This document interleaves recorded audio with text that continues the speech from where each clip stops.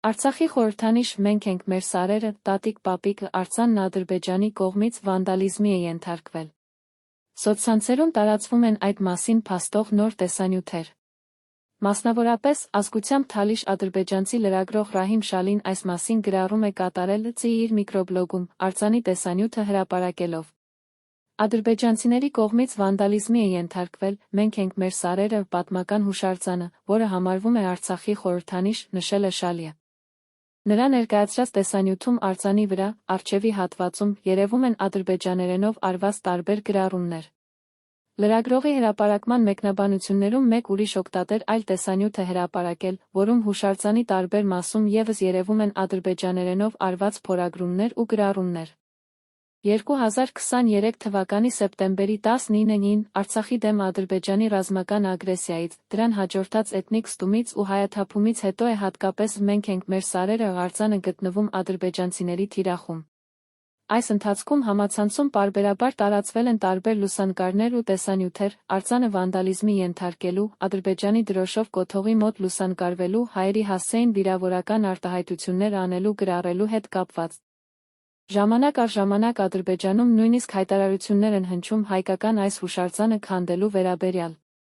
Մասնավորապես, այս տարվա օգոստոսին Ադրբեջանի Միլլի Մեջլիսի պատգամավոր, Արդարություն, իրավունք, ժողովրդավարություն կուսակցության նախագահ Գուդրաթ Հասանգուլին արձանը քանդելու առաջարկ էր արել։ Խանքենդիում, նկատի ունի Ստեփանակերտը, 1967 թվականին կառուցված հայ ազգայնականների հայկական անջատողականության խորհրդանիշ դարձած «Մենք մեր սարերը» կոչվող արձանը պետք է քանդվի, և դրա տեղում պետք է կանգնեցվի ադրբեջանցի զինվորի պատվին վեհաշուկ հուշարձան, ասել է Հասանգուլիը։ Ադրբեջանցի քաղաքագետ Ռամիզ Յունուսն էլ գրել է, թե բժշկությունից հայտնի է, որ երբ մետաստազները տարածվում են մարդու մարմնում, երբեմն անհրաժեշտ է լինում անհապաղ վիրաբուժական միջամտության, նույն կերպ, որպեսզի հայկական միացում մի վարակիչ մետաստազներն այլևս երբեք չհայտնվեն ադրբեջանական հողի վրա, դրանք պետք է վիրաբուժական ճանապարհով հեռացվեն արմատներով։ Սա վերաբերում է Խորհրդային Միության ժամանակների բոլոր հուշարձաններին, այդ թվում 1967 թվականին Խանքենդիում, Ստեփանակերտ, տեղադրված պապիկն ու տատիկը տգեղ պատվանդանին, որը պատկերված էր, այսպես կոչված, ԼԽ զինանշանի վրա։ Արցախում ու, հատկապես, Ստեփանակերտում հայկական հետքի վերացման հայտարարություններին աջակցել է նա Մեջլիսի պատգամավոր Ֆազայլ Իբրահիմլին։ Նա նշել է, որ կարող է համարում Խանքենդիում, Ստեփանակերտում հայկական հետքերի լիակատար վերացումը, աջակցելով պատգամավոր Գուդրաթ Հասանգուլիի «Մենք մեր սարերը» հուշարձանն ապամոնտաժելու վերաբերյալ առաջարկին։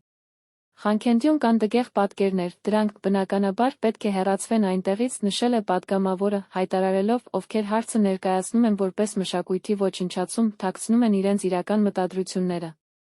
Հատկանշական է, որ Ադրբեջանին նույնիսկ Արդարադատության միջազգային դատարանի, դեռս 2021 թվականի դեկտեմբերի 7-ի որոշումը հետ չի պահում Արցախի հայկական կրոնական ու մշակութային ժառանգության ոչնչացման քայլերից։